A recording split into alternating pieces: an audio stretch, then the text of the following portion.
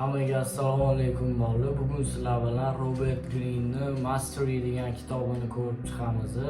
Bilasizlar, Robert Greene mana bunaqa kitoblarni yozgan, hozir ekraningizda chiqadi. Juda ham mashhur kitoblar yozilgan. Shulardan bittasi Mastery'ni ko'rib chiqamiz sizlar bilan. Xo'p, bu videoda sizlar nimani o'rganasizlar? Ingliz tiliga oid qiziqarli vocabulary'lar ozgina o'rganasizlar. Keyin bobdagi asosiy g'oyalardan o'zingizlarga xulosa olasizlar. Xo'p, birinchi bobimizning asosiy g'oyasi inner calling deb nomlanadi. Ichki chaqiruv.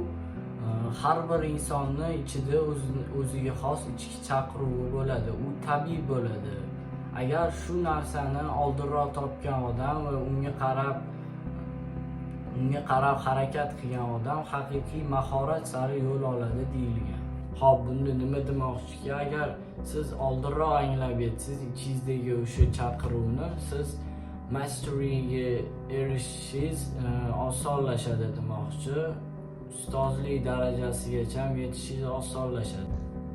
Ikkinchisida nima demoqchi? O'tmishingizga qarab nimadan zavqlanganingizni o'ylang deyapti. O'tmishingizga qarab nimani qilganingizda o'zingizni tirik his qilgansiz, o'shani davom ettiring deb aytmoqchi bo'lyapti. Va uchinchisida nima demoqchiki? Ota-onalar, jamiyat yoki boshqalar emas, sizni o'z ishingiz ilhomlantirishi kerak demoqchi.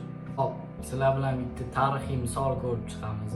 Charles Darwin degan odam bolaligidan hayvonot olamiga qiziqar ekan, lekin ota-onasi boshqa yo'lni tanlashni buyurar ekan, lekin u o'z ichki chaqiruvini topib, evolyutsiya nazariyasini yaratdi.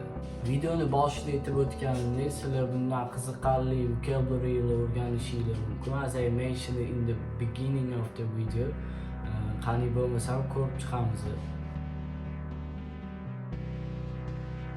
Xo'p, sizlar bilan bugungi videomiz tugadi. Keyingi videolarda ko'rishguncha